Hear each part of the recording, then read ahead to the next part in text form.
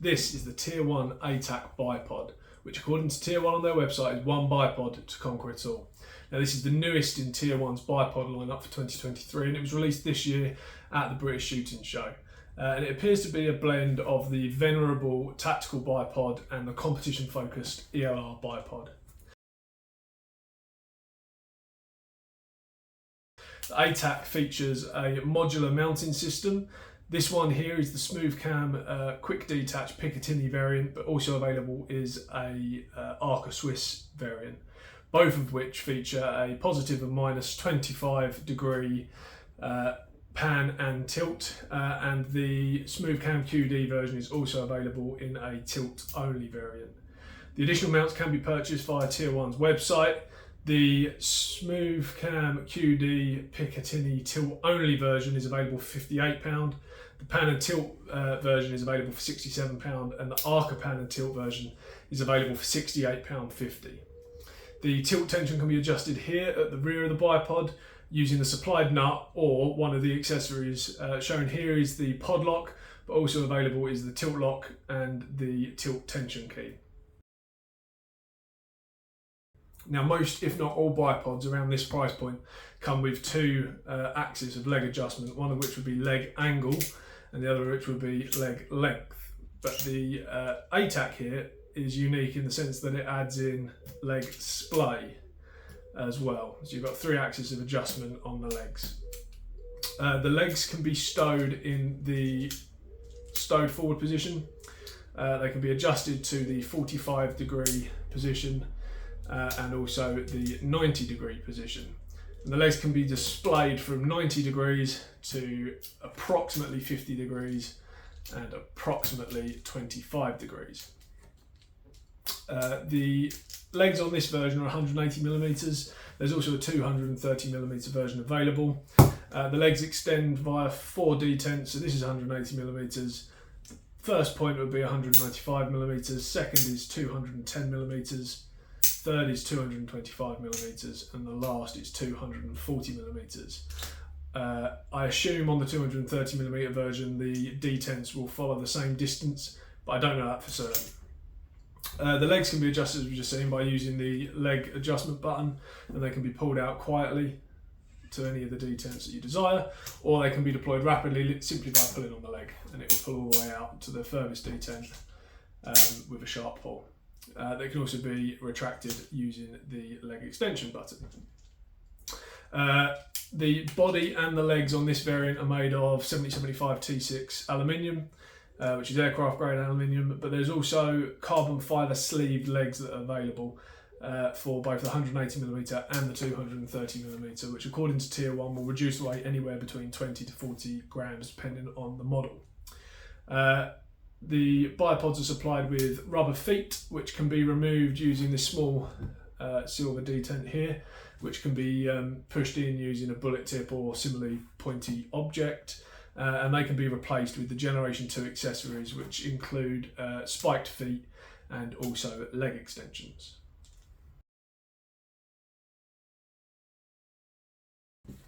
Okay, so likes and dislikes of the Tier 1 A-TAC. I'm going to start at the top, work our way to the bottom. This smooth cam QD Picatinny mount is superb. It opens up into 3 positions. This is the most open position. It fully opens up the jaws on the inside so that regardless of how well made and to what tolerances your Picatinny rail was made, you'll always be able to get it fitted inside of those jaws. You then close it to the middle position and those jaws will clamp in slightly and will attach the bipod to the rail, but as you can hear there's quite a lot of slop and quite a lot of wiggle inside there. So you can tighten that off using the thumb screw here on the side. Tighten it up till it's fully tight, loosen it off about 1 full rotation, and that should give you enough room to then fully cam that lever over, and that locks out, apart from the leg wobble, that will lock out all of the wobble and slop in the Picatinny mount itself, which is really good, really useful.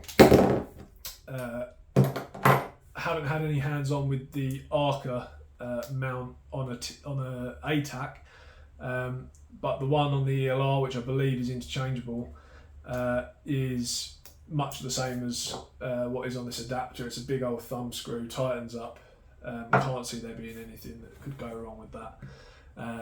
But yeah, so this QD Picatinny mount, superb. The fact that it's interchangeable with the Arca mount, all you do to detach it is you can see this silver screw that runs through the middle there of the mount. That runs through into the bipod body out towards the nut here at the tension adjustment at the back. You just undo whatever tension nut or pod lock you have at the back, take it off, next one slides on, as does the rubber washer, tighten it back on, job done. So minute and a half, you could probably change over the mounting block from an Arca to a Picatinny. So if you've got a like stud mounted Picatinny rail on your stalking rifle, so you're using the Picatinny mount on that, and then you want to take the bipod off and put it on an Arca rail on your competition rifle, matter of minutes, you've moved the bipod from one to the other without having to use one of these adapters, which add quite a bit of height to the bipod. Moving down to the tilt tension itself. Now this is probably the biggest negative for the A-TAC, and that is that it doesn't come with this pod lock. It comes with just a thumb screw similar to this one on the side that you simply cannot get enough tension through. Regardless of how strong your fingers are, you are not going to be able to get it tight enough that once you've got it mounted on a rifle and you get behind the rifle, that even the slightest bit of tilt is going to start to loosen that nut off. And the second it starts to loosen off, it compounds the problem and it gets looser and looser until you've got no tilt tension whatsoever. That being said, the pod lock saves the day. I haven't played around with the tilt tension key and I haven't seen the tilt lock, but I'd say if you're going to order an A-TAC, buy a pod lock with it. They're not that expensive, but it allows you to really, because it's spring loaded, it allows you to really get a lot of torque and a lot of tension onto the tilt tension system to all but lock off the tilt. You can't lock it as such, but you can tighten it up so that it's going to take a lot of weight moving into the tilt to loosen that off. But it also means you've got a nice big reference point again when you're behind the rifle, that if it was to loosen off or you need to loosen it off, there's a big handle there. You can reach forward, one-handed manipulation, loosen it off and tighten it with no problem at all. So I'd say if you're buying an A-TAC, buy that. Tier 1, I'd say start including that so that people don't have to buy it, because the nut just, you can't get enough tension on it. Moving down again to the splay buttons, and the fact that it splays at all is a massive positive. Nice, wide, stable shooting platform when you want it to be. They're also adjustable independently, so again, using that tilt, you could adjust it to fit on certain sizes. So if you wanted to get the widest possible stable shooting platform, but whatever object you're shooting off of only allows you to get the legs that wide, then you can utilise the tilt to get that nice and level and have the widest base possible for your shooting. However, the buttons that you use to adjust the the splay are quite spongy. And given that this feature's come across from the ELR Bipod, which also features splay for the legs, that has a nice big paddle at the back here that you can push, and it allows you to get quite a lot of positive feedback from manipulating the button, which you just don't get on this. It works, but it was just disappointing that they haven't used the same buttons on the ELR, which would make it feel a lot better. Talking of buttons, moving on again, the leg adjustment buttons here are solid, really solid.